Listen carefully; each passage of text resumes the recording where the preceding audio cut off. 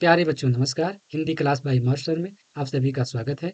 आइए हम सब नामवर सिंह जी द्वारा रचित आलोचनात्मक निबंध प्रगीत और समाज के बारे में पढ़ते हैं तथा उससे संबंधित परीक्षा की दृष्टि से महत्वपूर्ण बिंदुओं को समझते हैं जो आर्ट साइंस एवं कॉमर्स वर्ग के विद्यार्थियों के लिए आगामी परीक्षा की दृष्टि से काफी लाभदायक सिद्ध होगा।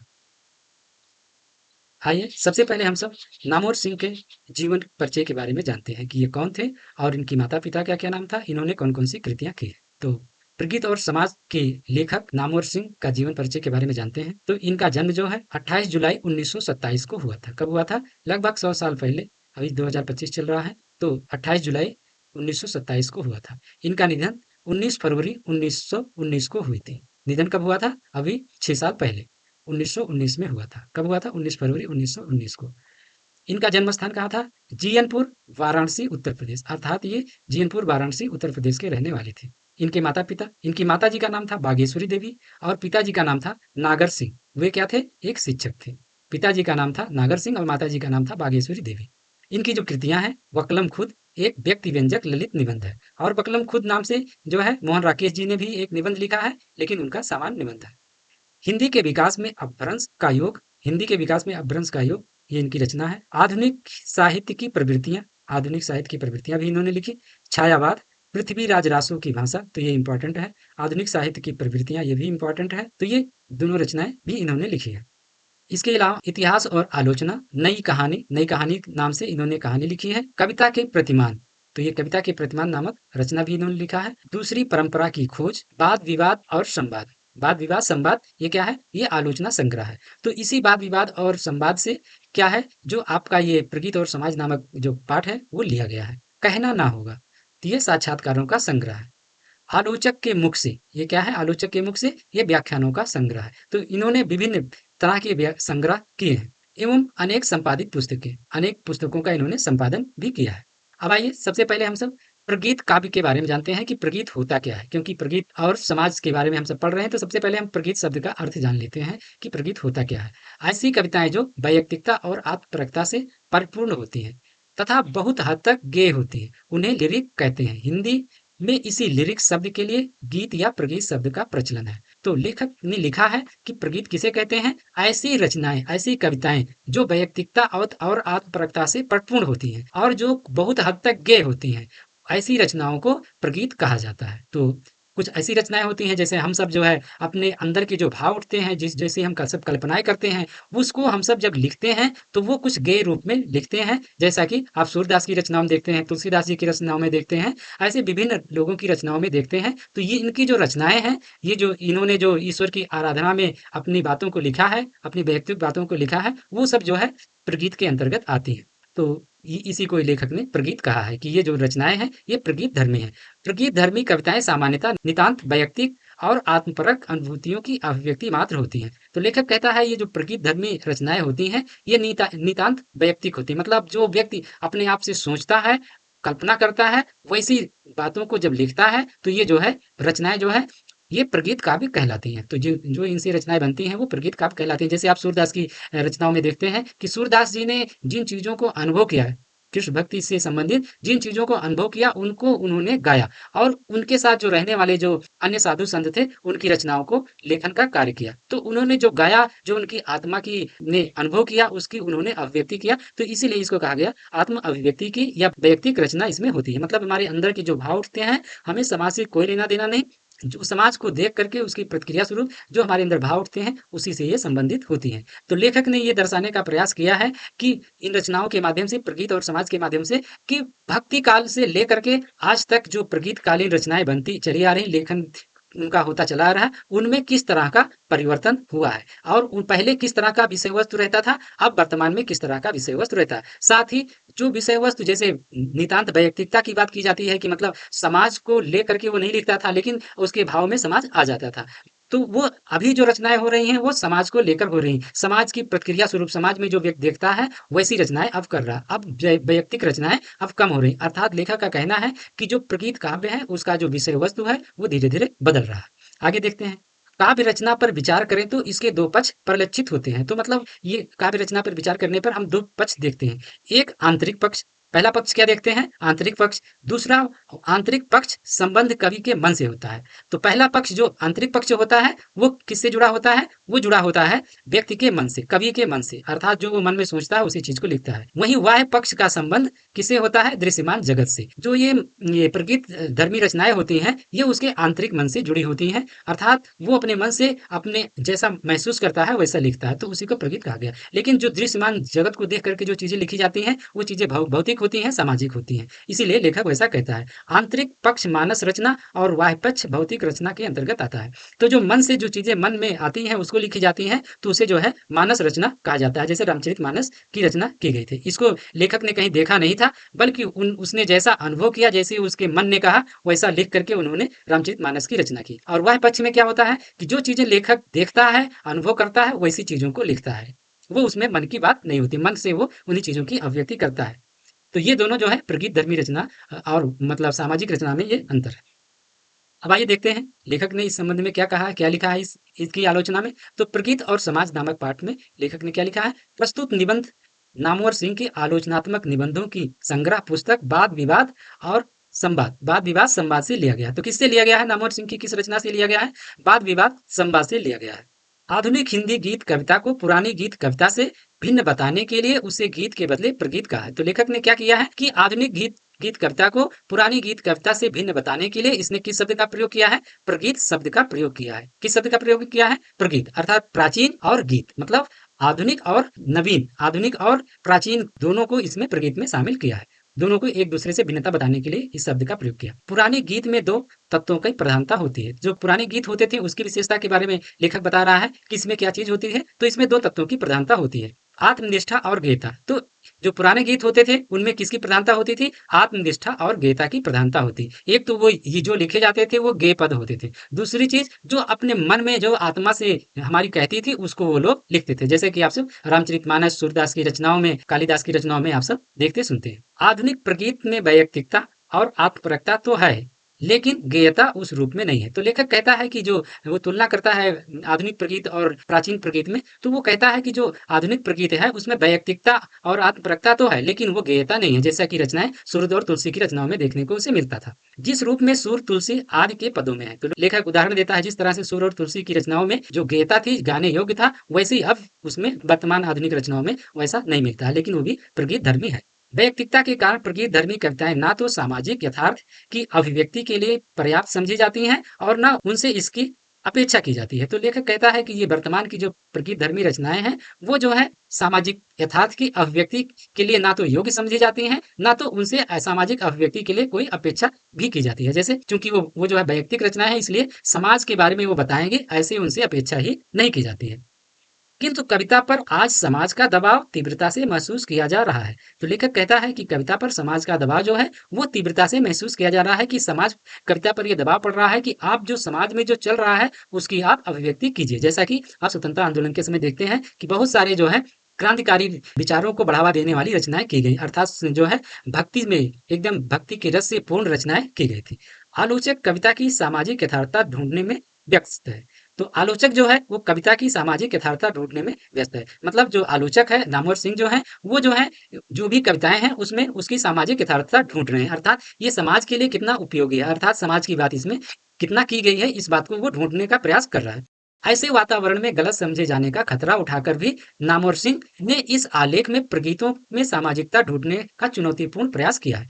तो लेखक ने उसको लोग गलत समझे इसका खतरा उठा करके भी जो प्रगीत धर्मी रचनाएं हैं उनमें सामाजिकता ढूंढने का चुनौतीपूर्ण काम किया है, अर्थात वो चुनौतीपूर्ण काम इसको कर रहा है, इसको लेखक लिख रहा है। लेखक ने अपने आलोचना ग्रंथ कविता के नए प्रतिमान में जब मुक्तिबोध की लंबी कविताओं को विचार की सीमा में ले आने के लिए आग्रह किया था, तब प्रगीत धर्मी कविताओं में निहित सामाजिक सार्थकता की संभावना का उनको एहसास नहीं था। लेखक कहता है कि जब कविता के नए प्रतिमान में जब उन्होंने मुक्तिबोध की लंबी कविताओं के बारे में लिखा, तब उसे ये आभास नहीं था कि इन कविताओं में जो सामाजिक सार्थकता है वो चीजें नहीं है। लेकिन इस दिशा में विचार करने की प्रेरणा मुक्तिबोध की ही उन छोटी कविताओं से मिली जो अपने रचना विन्यास में प्रगीत धर्मी है। तो लेखक कहता है कि जो प्रगीत धर्मी रचनाएं उन्होंने मुक्तिबोध जी ने अपनी लंबी कविताओं में की है उनमें सामाजिकता नहीं है, लेकिन जो उनकी छोटी छोटी रचनाएं हैं, छोटी छोटी कविताएं हैं, उसमें उन्होंने ऐसी प्रगीत धर्मी रचनाएं की है, अर्थात जो मुक्तिबोध की रचनाएं हैं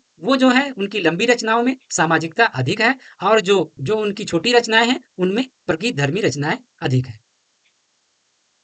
लेखक नामवर सिंह ने अपने आलोचना ग्रंथ कविता के नए प्रतिमान में मुक्तिबोध की लंबी कविताओं को विचार की सीमा में ले आने के लिए आग्रह किया। तब प्रगीत धर्मी कविताओं में निहित सामाजिक सार्थकता की संभावना का उनको एहसास नहीं था। तो लेखक ने कहा कि हमने मुक्तिबोध की जो लंबी कविताएं हैं उसको कविता के नए प्रतिमान में, जिसमें हमने उसकी उसका जिक्र किया है, उसमें उसकी सीमा में ले आने का प्रयास किया, अर्थात उनके बारे में देखने का प्रयास किया। तो हमें ये एहसास हुआ कि इनकी द्वारा रचित जो प्रगीत धर्मी रचनाएं हैं उनमें सामाजिक सार्थकता की संभावना कम है। और आगे वो कहता है कि लेकिन इस दिशा में विचार करने की प्रेरणा मुक्तिबोध की ही उन छोटी कविताओं से मिली जो अपने रचना विन्यास में प्रगीत धर्मी है। तो लेखक कहता है कि मुक्तिबोध की जो वो छोटी रचनाएं थी उनमें प्रगीत धर्मी या प्रगीत धर्मिता दिखाई पड़ती है, लेकिन उनकी बड़ी रचनाओं में प्रगीत धर्मिता का कम आभास मिलता है, उनमें सामाजिकता का अधिक आभास मिलता है। अर्थात जो उनकी जो लंबी कविताएं हैं उनमें सामाजिक संदर्भ में वो लिखी गई हैं। लेखक कहता है कि जो मुक्तिबोध की छोटी रचनाएं हैं उनमें वैयक्तिकता और आत्मपरकता की काफी पुट शामिल है। नामवर जी ने आधुनिक प्रगीत धर्मी कविताओं में सामाजिकता की तलाश के प्रसंग में प्राचीन प्रगीतों का उल्लेख किया है। तो जो नामवर सिंह थे उन्होंने आधुनिक प्रगीत धर्मी कविताओं में सामाजिकता की तलाश के संदर्भ में जो है प्राचीन प्रगीतों का उल्लेख किया, मतलब जो आधुनिक कविताएं जो लिखी जा रही हैं उनमें प्रगीत धर्मिता की खोज के लिए इन्होंने प्राचीन प्रगीतों का सहारा लिया, अर्थात इन्होंने एक दूसरे से तुलना करके बताने का प्रयास किया कि पहले किस तरह के मतलब प्रगीत धर्मी रचनाओं में किस तरह के भाव होते थे, वो कैसी होती थी, और वर्तमान में वो प्रगीत धर्मी रचनाएं कैसी हैं और उनमें जो विषय वस्तु है वो किस तरह से परिवर्तित हुआ है। अतः क्रमबद्धता को ध्यान में रखते हुए सूर तुलसी के युग से चलकर वर्तमान कविता तक यात्रा करते हुए उनके मंतव्यों को प्रस्तुत करना उचित होगा। तो यहाँ पर बताया गया है, लेखक कहता है कि जो सुर तुलसी के समय से लेकर के वर्तमान कविता तक यात्रा करने पर पता चलता है कि उसमें क्या क्या परिवर्तन हुआ है। नामवर जी ने प्रबंध काव्यों को आधार बनाकर साहित्य के काव्योत्सर्ग के मानदंडों की स्थापना को विडंबना माना है। तो नामवर जी ने कहा कि प्रबंध काव्य को आधार बना करके जो काव्योत्सर्ग के मानदंड जो स्थापित किए गए थे वो ठीक नहीं है, ऐसा जो है नामवर सिंह मानते हैं, क्योंकि उसी को आधार बना करके बहुत सारी रचनाएं हुई थी। क्योंकि उनके अनुसार हिंदी कविता का इतिहास मुख्यतः प्राकृत मुक्तकों का इतिहास है। तो नामवर सिंह का मानना है कि हिंदी कविता का इतिहास मुख्यतः प्रगीत मुक्तकों का इतिहास रहा है और इन गीतों ने जनमानस को बदलने में क्रांतिकारी भूमिका निभाई है। तो उनका कहना है कि हिंदी कविता का इतिहास प्रगीत मुक्तकों का इतिहास रहा है और इन गीतों ने जनमानस को बदलने में काफी क्रांतिकारी भूमिका निभाई है। जैसा कि आप सब सूरदास जी की रचनाओं में देखते हैं, तुलसीदास जी की रचनाओं में देखते हैं, कबीरदास जी की रचनाओं में देखते हैं, तो वैसी रचनाएं समाज के संदर्भ में कुछ लिखी गई हैं और उन्होंने समाज में बहुत सारा क्रांतिकारी परिवर्तन भी लाया है। और जो आधुनिक रचनाएं हैं वो भी कुछ ना कुछ क्रांतिकारी परिवर्तन उन्होंने भी लाया है। नामवर जी विनय पत्रिका को तुलसी की वेदना की अभिव्यक्ति युग सापेक्ष पृष्ठभूमि में मानते हैं। उनकी परम वैयक्तिकता ही परम सामाजिकता है। तो नामवर सिंह जी जो है वो तुलसीदास जी की विनय पत्रिका जो है की वेदना को की अभिव्यक्ति को युग सापेक्ष पृष्ठभूमि में मानते हैं, अर्थात जैसे उस समय की जो पृष्ठभूमि थी वैसी रचना उन्होंने की है, वैसी अभिव्यक्ति उन्होंने की है। किसमें की है? विनय पत्रिका नामक अपनी रचना में किया है, जिसमें चरम वैयक्तिकता ही परम सामाजिकता, उसमें चरम वैयक्तिकता दिखाई देती है लेकिन उसमें परम सामाजिकता भी दिखाई देती है। चरम वैयक्तिकता के साथ ही उनमें परम सामाजिकता भी दिखाई देती है, अर्थात उन्होंने अपने वैयक्तिक जो उनको महसूस हुआ वो चीजें उन्होंने लिखा है, लेकिन वो उसमें हम सामाजिक संदर्भ भी ढूंढ सकते हैं, ऐसा जो है नामवर सिंह का कहना है। कबीर, मीरा, सूर, नानक, रैदास आदि के गीतों में मध्ययुगीन समाज की रूढ़िग्रस्त जिंदगी की दीवारें हिलाने की क्षमता है। तो नामवर सिंह कहते हैं कि कबीरदास जी, मीरा मीरा के भजनों में, सुर के गीतों में, नानक, रैदास आदि के जो गीत थे इनमें मध्ययुगीन समाज की जो कुरीतियां थी, जो उनमें जो मतलब रूढ़ियां थी, उनकी दीवारों को हिलाने की क्षमता है। अर्थात इन्होंने जो वैयक्तिक बातें प्रगीत जो लिखा है उनमें समाज की जो दीवारें थी, ऐसी दीवारें जो समाज को मतलब बांध कर रखती थी, वैसी दीवारों को हिलाने का, तोड़ने का काम किया है, ऐसा लेखक कहता है। उन गीतों की माधुरी ने सामान्य जनों के लिए संजीवनी का काम किया था। तो लेखक कहता है कि उनके जो गीत थे, जो सामान्य जन थे, जो इनकी रूढ़ियों आडंबरों से परेशान थे, उनके लिए ये इनका जो गीत था वो संजीवनी का काम किया था और इस संदर्भ में उनकी जो रचनाएं थे वो सामाजिक भी थी। प्रगीतात्मकता का दूसरा उन्मेष आधुनिक युग के आरंभ में हुआ। तो लेखक का कहना है कि प्रगीतात्मकता का दूसरा जो विकास था वो जो है आधुनिक युग में प्रारंभ हुआ। भक्ति काव्य से भिन्न इस काव्य में एक नया व्यक्तिवाद है। तो लेखक कहता है जिस तरह का व्यक्तिवाद भक्ति काव्य में था, उससे वर्तमान का जो नया उन्मेष जो शुरू हुआ है आधुनिक युग में प्रगीतात्मकता का, उसमें एक नया प्रकार का व्यक्तिवाद शामिल था। वह व्यक्तिवाद समाज के बहिष्कार द्वारा व्यक्ति की सामाजिकता प्रमाणित करता है। तो लेखक कहता है कि वो जो व्यक्तिवाद था वो समाज के बहिष्कार द्वारा सामाजिकता को प्रमाणित करता है, अर्थात जिस तरह से समाज किसी चीज को बहिष्कृत कर देता है और उसमें उन चीजों को दिखाने का प्रयास किया गया है। ये गीत रोमांटिक है और इनका प्रमुख संबंध राष्ट्रीय मुक्ति संघर्ष से है। तो लेखक कहता है कि ये गीत जो है काफी रोमांटिक है और इनका जो संबंध है वो राष्ट्रीय मुक्ति आंदोलन से या संघर्ष से संबंधित। और जैसा कि आप सब देखते हैं कि राष्ट्रीय मुक्ति संघर्ष में बहुत से दिनकर जी, मैथिली शरण गुप्त जी आदि जो है राष्ट्र कवियों ने जो है राष्ट्रीय मुक्ति से संबंधित अनेक गीतों को लिखा है, जिसके कारण बहुत से स्वतंत्रता संग्रामी उनसे प्रेरित होकर राष्ट्रीय मुक्ति संघर्ष में भाग लिए थे। इन गीतों में भक्तिकालीन तन्मयता की जगह आत्मीयता और ऐन्द्रियता की प्रधानता है। तो लेखक कहता है कि जो ये गीत हैं उनमें भक्तिकालीन जो तन्मयता थी, लोग उसी में रमे रहते थे, उसकी जगह आत्मीयता थी और ऐन्द्रियता मतलब इंद्रियों को सुख देने वाली चीजें इसमें कही गई थी। आलोचना की दृष्टि से सच्चे अर्थों में प्रगीतात्मकता यही है, इसका आधार है समाज के विरुद्ध व्यक्ति का संघर्ष। तो लेखक कहता है कि जो आधुनिक रचनाएं हैं उनमें आलोचक की दृष्टि से सबसे अच्छी प्रगीतात्मकता यही है कि समाज के विरुद्ध व्यक्ति का संघर्ष, मतलब समाज अच्छा नहीं है, व्यक्ति की नजर में वो ठीक नहीं है, उसको बदलने के लिए व्यक्ति किस प्रकार से अपनी कविताओं के माध्यम से संघर्ष कर रहा है उस चीज को इसमें दिखाने का प्रयास किया गया है। यानी एकांत संगीत अथवा अकेले कंठ की पुकार, अर्थात एकांत संगीत मतलब अकेले में रह करके किसी संगीत का अभ्यास करना और अकेले कंठ की पुकार मतलब अकेले रह करके अपनी आवाज को बुलंद करना, ऐसी बातें इन्होंने कहा है। व्यक्तिवाद को जन्म देने वाली औद्योगिक पूंजीवादी समाज व्यवस्था समाप्त होने की जगह और विकसित तथा व्यापक हो रही है। तो नामवर सिंह जी कहते हैं कि व्यक्तिवाद को जन्म देने वाली जो औद्योगिक पूंजीवादी व्यवस्था है, समाज व्यवस्था है, वो समाप्त होने की जगह और विकसित हो रही है। मतलब आधुनिक युग में वो व्यवस्था और व्यापक और विकसित हो रही है, जिससे लोग शोषित हो रहे हैं। इसलिए फिलहाल प्रगीत कविता की उपयुक्त धारणा से मुक्त होना संभव नहीं है। तो लेखक कहता है कि इसीलिए चूंकि पूंजीवाद बढ़ रहा है और उसमें वैयक्तिकता की विचारधारा का विकास हो रहा है, इसलिए जो ये प्रगीत धर्मी कविताएं हैं ये जो है इनसे मुक्त पाना संभव नहीं है। फिर भी इन्हीं स्थितियों के बीच कुछ परिवर्तन घटित हुआ है। तो लेखक कहता है फिर भी ऐसी उसके अनुकूल दशा होने के बीच रहते हुए भी इनमें कुछ परिवर्तन घटित हुआ है। प्रथम परिवर्तन यह है कि व्यक्ति बनाम समाज के द्वंद्व ने समाज के अपने अंतर विरोध का रूप ले लिया है। तो लेखक कहता है कि प्रथम परिवर्तन यह घटित हुआ है कि व्यक्ति बनाम समाज के द्वंद्व ने समाज के अपने अंतर विरोध का रूप ले लिया, मतलब व्यक्ति और समाज के बीच जो द्वंद्व चल रहा था वो जो है अब अंतर विरोध का रूप ले लिया, मतलब अंदर ही अंदर उनमें विरोध उत्पन्न हो गया। व्यक्ति के अंदर अंतः संघर्ष पैदा हो गया, मतलब एक ही व्यक्ति के अंदर अंतः संघर्ष पैदा हो गया है कि मैं जो है समाज के बारे में लिखूं या अपनी वैयक्तिक रचनाएं करूं, अर्थात मैं समाज को देख कर रचना करूं या मतलब जो हमारा मन करता है, जो हमारे भाव कहते हैं, जो अंदर से विचार उठते हैं वैसी रचनाओं में करूं। ऐसा द्वंद लेखक बताता है, नामवर सिंह जी बताते हैं, ऐसा द्वंद उत्पन्न हो गया तथा विद्रोह का स्थान आत्म विडंबना ने ले लिया। तो लेखक कहता है जो विद्रोह का स्थान है वो आत्म विडंबना ने ले लिया है। इससे प्रगीतों की रचना विन्यास में पेचीदगी आई है। तो लेखक कहता है कि इस तरह की विचारधारा के उत्पन्न होने से प्रगीतों के जो रचना विन्यास है उनमें काफी पेचीदगी आ गई है, उसमें कठिनता आ गई है। इस पेचीदगी से मुक्ति के लिए प्रगीतवाद के अंदर से निकलकर जनता के पास जाने का रास्ता अपनाया। तो लेखक कहता है कि इन पेचीदगियों से मुक्ति के लिए प्रगीतवाद ने अंदर से निकलकर जनता के पास जाने का अपना रास्ता अपनाया।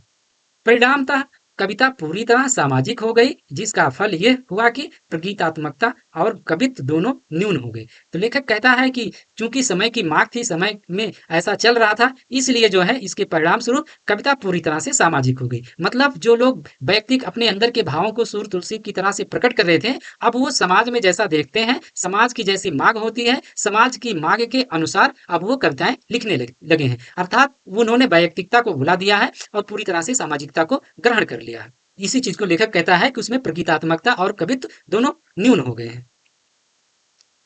रघुवीर सहाय के शब्दों में कवियों ने अनुभव किया। रघुवीर सहाय जी ने लिखा है इसी बात को, क्या लिखा है? बाहर बाहर जाते जाते अब अपना मन खाली है। तो लेखक कवि रघुवीर सहाय जी कहते हैं कि मैं बाहर बाहर का लिखते लिखते, बाहर की चीजों को देख करके लिखते लिखते, उसकी अभिव्यक्ति करते करते अपने अंदर के मन को खाली कर दिया। अब हमारे मन में उस तरह के कोई भाव ही नहीं उठते हैं। इसी संबंध में थियोडर एडोनो का भी कथन है, कविता जो कुछ कह रही है उसे सिर्फ वही समझ सकता है जो इसके एकांकीपन में मानवता की आवाज सुन सकता है। तो लेखक कहता है कि थियोडर एडोनो का कथन है कि कविता जो कुछ कह रही है उसे सिर्फ वही समझ सकता है, अर्थात कविता में जो भी चीजें लिखी गई हैं उसे सिर्फ वही व्यक्ति समझ सकता है जो इस कविता को जिस संदर्भ में लिखी गई है, जिस कंडीशन में लिखी गई है, उस कंडीशन में यदि व्यक्ति अपने आप को ले जाता है तभी यह जो है कविता उसको समझ में आती है। इसके एकांकीपन में मानवता की आवाज सुन सकता है, मतलब जब वो उस कंडीशन में अपने आप को ले जाएगा, उस परिस्थिति में ले जाता है, तभी वो उस कविता का सही भाव समझ पाता है, ऐसा लेखक का मानना है। इधर के कवियों में फिर एक परिवर्तन दिखाई पड़ रहा है। तो नामवर सिंह जी कहते हैं कि इधर वर्तमान के कवियों में फिर एक जो है परिवर्तन दिखाई पड़ रहा है, जिसे आलोचक ने नई प्रगीतात्मकता का उभार कहा है। तो नई प्रगीतात्मकता का उभार क्या है कि जो नई जो है परिवर्तन कवियों में, जो वर्तमान समय में जो कवियों में जो परिवर्तन दिखाई दे रहा है, उसी को जो है आलोचक ने नई प्रगीतात्मकता का उभार कहा है। इसमें कवि को ना अपने भीतर झांकने में संकोच है और न बाहर के यथार्थ का सामना करने में कोई हिचक है। तो लेखक जो है कह रहा है कि वर्तमान में कुछ प्रगीतात्मक रचनाएं हो रही हैं और ये रचनाएं ऐसी हैं जिनमें जो लेखक है उसे अपने अंदर भी झांकने में कोई संकोच नहीं हो रहा और बाहर की चीज भी लिखने में कोई संकोच नहीं हो रहा, अर्थात वैयक्तिकता और सामाजिकता का दोनों का सामंजस्य ये बैठा रहा है। बाहर की हर छोटी बड़ी वस्तु पर इसकी नजर है। तो लेखक कह रहा है कि बाहर की जो प्रत्येक छोटी बड़ी वस्तु पर इसकी नजर है, मतलब जो वर्तमान के कवि हैं, जो नई प्रगीतात्मकता के उभार के कवि हैं, उनकी नजर बाहर के और अंदर के दोनों के छोटी छोटी वस्तुओं पर उनकी नजर है। बाहर की प्रक्रिया के कारण भीतर उठने वाली लहर को बांध लेने का उत्साह है। तो उसने कहा कि बाहर जो प्रक्रियाएं उठ रही हैं, बाहर के जो भाव उठ रहे हैं, बाहर जो चीजें देख रहा है, उसके कारण अंदर की चीजों को वो नियंत्रित कर रहा है। अब पर्याय यह है कि अब ना अपने भीतर रहने का आग्रह है और ना विद्रोह करने की चेष्टा। तो लेखक कहता है कि वर्तमान के नई प्रगीतात्मकता के जो कवि हैं, उनके अंदर ना भीतर रहने का कोई आग्रह है और ना उसके प्रति कोई विद्रोह करने की चेष्टा है, ना तो भीतर रहने के कारण, ना बाहर रहने के कारण भीतर की चीजों के प्रति कोई विद्रोह करने की चेष्टा भी नहीं है। इसलिए कवि अपने और समाज के बीच के रिश्ते को साधने की कोशिश करता है। तो लेखक कह रहा है कि वर्तमान के जो कवि हैं, वो अपनी वैयक्तिकता और अपने सामाजिकता को साधने का प्रयास कर रहे हैं, अर्थात जो अपने अंदर के भाव हैं और जो बाहर से जिन चीजों को देख रहा है, दोनों को लिखने का प्रयास कर रहा है और इसी कोशिश में प्रगीतात्मकता का एक नया रूप उभर रहा है। अर्थात इसी साधना में, अर्थात जो वर्तमान के कवि हैं, नए प्रगीतात्मकता के कवि जो हैं, वो अपने अंदर के भावों को और समाज के प्रति दोनों को साधने का प्रयास कर रहे हैं, दोनों में बैलेंस बनाने का प्रयास कर रहे हैं। इसलिए लेखक को एक नई प्रगीतात्मकता का नया उभार लेखक को नजर आ रहा है।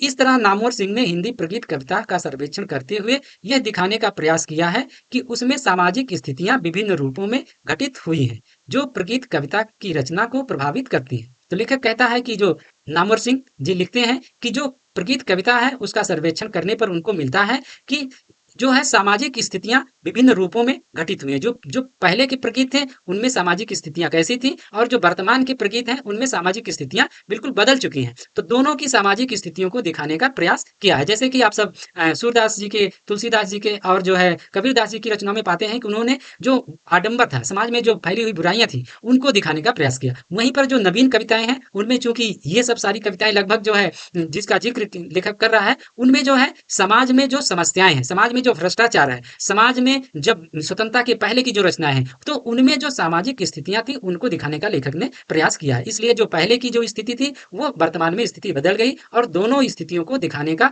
तत्कालीन लेखकों ने प्रयास किया है। अर्थात प्रगीत कविता शुद्ध रूप में वैयक्तिक और आत्मपरक नहीं है। तो लेखक का मानना है कि जो प्रगीत की जो कविता होती है वो उसे ना तो शुद्ध रूप में वैयक्तिक कहा जाता है, ना ही शुद्ध रूप में आत्मपरक कहा जा सकता है। उसका एक पुष्ट और प्रबल सामाजिक संदर्भ है, क्योंकि ये जो वर्तमान की जो रचनाएं हैं उसमें जो है सामाजिक संदर्भ शामिल है। तो लेखक इन सब की समालोचना करने के बाद ये इस निष्कर्ष पर पहुंचता है कि जो प्रगीत जो कविताएं होती हैं वो ना तो शुद्ध रूप में वैयक्तिक होती हैं और ना ही आत्मपरक होती हैं। उनमें कुछ ना कुछ जो है सामाजिक संदर्भ शामिल होता है, क्योंकि स्वाभाविक सी बात है, व्यक्ति जब तक समाज के संदर्भ में कुछ देखता नहीं है तब तक उसके अंदर से कोई भाव प्रकट नहीं होते हैं। तो इसीलिए लेखक ऐसी रचना उसका समालोचना करके, उनका जो है मूल्यांकन करके इस निष्कर्ष पर पहुंचता है कि जो प्रगीत धर्मी रचनाएं हैं उनमें कहीं ना कहीं सामाजिकता अवश्य शामिल होती है।